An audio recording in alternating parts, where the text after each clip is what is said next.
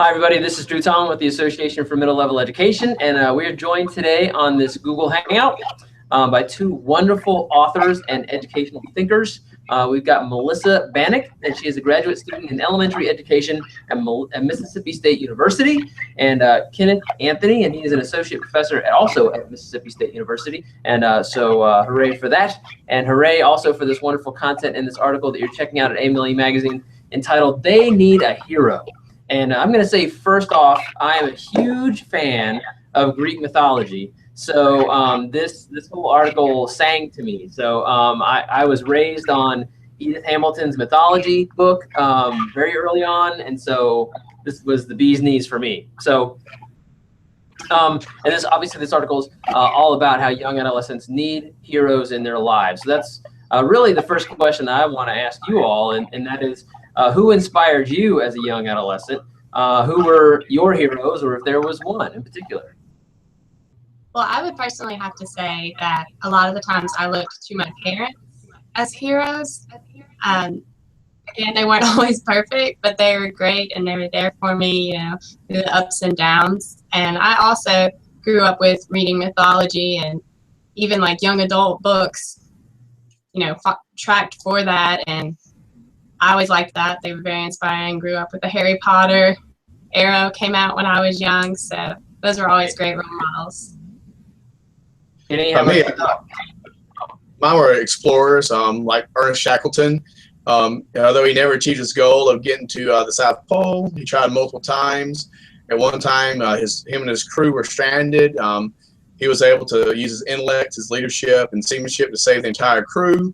Other people like maybe Theodore Roosevelt, who's a political leader, but was actually an intellectual, a scientist, was forward-thinking on race issues. He saw that adventure, but he also served others.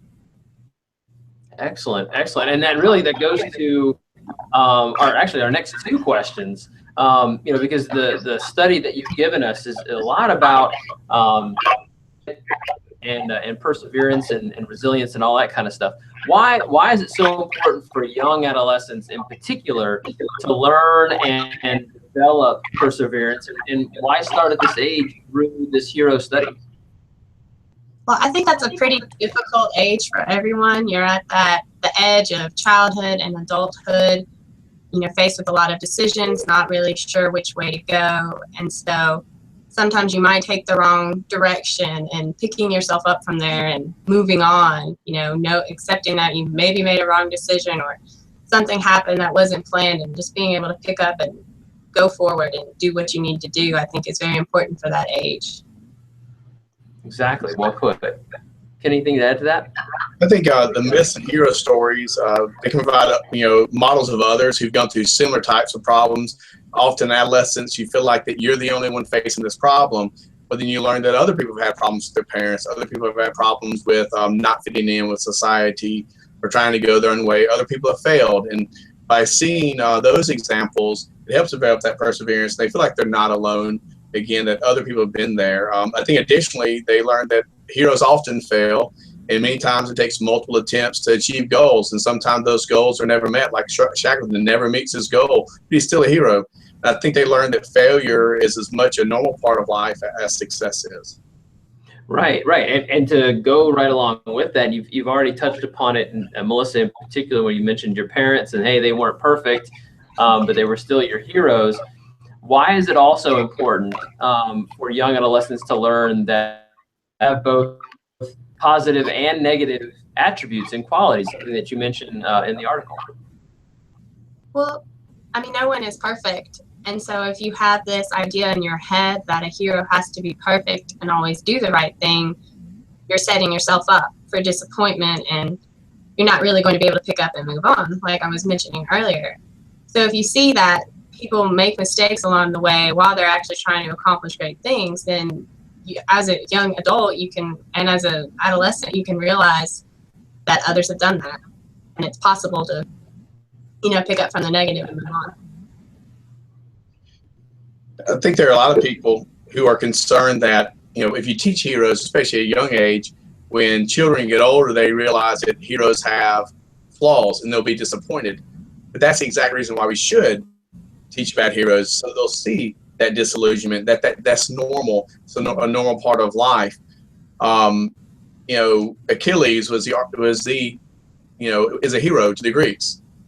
Yet he's slighted. He goes and he sulks, and the direct result of his sulking is his best friend dies, and the Greeks almost lose the war. Hector is probably the best hero, the greatest hero in the Iliad, but during one particular battle and engagement, he actually runs from the enemy. But he still is a hero, not because he ran from the enemy, but because he went back to fight and he fought bravely. I think that's the thing to see, is that we all are going to fail at any given time, and we're all going to have maybe even character flaws. That doesn't make us less of a hero. It makes us human, and students get to see that all of us are capable of heroic behavior, I think, at any given time. Right, and I'm not going to put you. I don't want to put you on the spot and get ready. So you know, we talk about heroes, and obviously yours is focused on the Greek myths and Greek heroes. Examples of real life heroes. Do you think that the Greeks did a better job of portraying heroism, or like the Marvel superheroes are saying, do they do an adequate job as well of portraying real heroes who have flaws as well? I think that the concept of hero, as we see it in Marvel, or as we see it in some of these others, really come from some of the older concepts of heroes. When you look at the Marvel heroes, whether it's Iron Man, they have flaws. They're people that make mistakes. They're people with egos, and their egos get in the way sometimes. There are people who are prideful, and that pride gets in the way. There are people that sometimes are scared. You know, on a personal note, Pete Rose was one of my heroes growing up as a young boy. I loved Pete Rose. I watched him play. I loved the grit that he used. I loved the fact that he hustled, that he slid and dove going into first base. And I won't say I was devastated, but I was very disappointed when it came out that he gambled on baseball and then he was banned. So what do you do with Pete Rose? Well, then I had to come to the conclusion that, well, Pete Rose, the fact that he gambled, he has a serious character flaw, did not diminish the number of hits. It didn't diminish the way that he played baseball. And so as a baseball player, I can still look at him. I can still tell my son, hey, look at Pete Rose. Just don't gamble like it. There you go. There you go. You know, he played on the baseball diamond, and all diamonds have different facets that we can focus on, and others that we can choose to.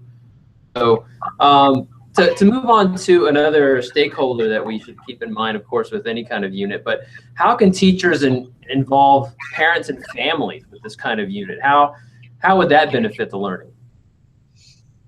Well, I think a good way is if you want to bring in the parents to make them do the activities that the kids are doing, you could do the quest cycles and the other types of charts we have that accompany the article, and have them thinking about, you know, what are the attributes of a hero and identifying those in the mythological stories, and then even making their own quest cycle at the end. What do they as an adult, as a parent, want to accomplish, and how can they do those things? And I don't know, I think working through that with their child is a really reassuring thing for both involved.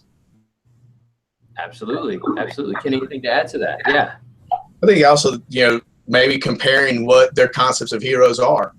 You know, are there differences between a student and their parent on who a hero is? I'm sure if I would talk to my dad about it, his concept of hero might have been markedly different than mine. I'm sure if Melissa and I had this conversation, we made some jokes about who our heroes were before he came on here. We probably have different concepts of heroes. And I think, you know, that's generational, maybe also based upon our life, and definitely based upon our life experiences. I think also parents can talk about times that they've been disappointed, like times when they failed, and I think that's empowering again for us to see that it's okay to strive, because you're not always going to get there, and that's a part of life. I think that's the strength of this type of study, is that it empowers people to try and realize that when you don't always achieve success, it doesn't mean you're a failure. It just means you need to keep trying and persevere. Exactly right. So the final question that I have for you is a heroic metaphorical kind of exploration. And I don't know if you all have developed separate answers for this, or if you've combined heroic powers together to develop one answer. Either way, there's no right or wrong. So here you go. Was a food for middle level education. What kind of food would it be and why? Okay, so the first thing I thought of was a hamburger. So I'm thinking you have essential parts of a hamburger. You can't have a hamburger without the meat and without the bun. And you can't have heroism without having perseverance and some sort of moral compass. And so then with a hamburger, you have different toppings, different things everyone adds, so they're liking. Well, there's different ways you can be a hero, different ways that you can make it your own. And then also, what was my other part? If you have a bad burger or you pick a bad topping or something, if you like burgers, you're most likely not going to be turned away forever. So just like if you make a mistake while you're, trying to go through and be a hero, if you make a mistake, that doesn't mean you can't be or that you have to stop. It just means you have to try something else. Very true. I think addition to that is the idea that, like Melissa said, if I eat a really bad hamburger, it doesn't mean I hate all hamburgers. It doesn't mean all hamburgers are no longer valid. Same thing. If Pete Rose has failed me and maybe failed society as a hero, those are indicted or failed with him. It just means that he did. And I think also the analogy allows for a culture component that that when you look at also cultures in time, they do have certain things that they have in common in those stories, but they also are manifested differently in different cultures and different times. And so our concept of hero can change over time. But I think those essential ingredients of perseverance, of being brave, those things are there. It just depends on what they're brave about. It may not be physical bravery for some people. It might be intellectual bravery, moral bravery. That's true. That's an excellent point. As a lot of time we equate heroism with a physical attribute, but yeah, that intellectual heroism or spiritual heroism, whatever it is, and to return to the hamburger analogy, some people don't like the pickle, in the hamburger. Maybe that's the character flaw, right? Maybe that's the thing that we choose to, I'm either gonna bite this pickle as a part of the hamburger and just understand it for what it is, or maybe I just need to take this pickle off and focus on what I really like about the hero. I don't know, maybe I'm stretching the analogy, but I thought hamburger's way to go. So gosh, thank you so much for this wonderful conversation and for the article. Just really great stuff, and I'm sure everyone out there is checking out the article. You're just really enjoying it. As the heroes in education that are here with AMLE Magazine, I'm sure you're enjoying this article. So thank you so much, Kenny and Melissa. Thank you. Thank you, Drew. All right. So once again, thank you everybody for checking out this Google Hangout and reading the article. They Need a Hero here at AMLE Magazine, here where we help you reach every student, grow professionally. And again,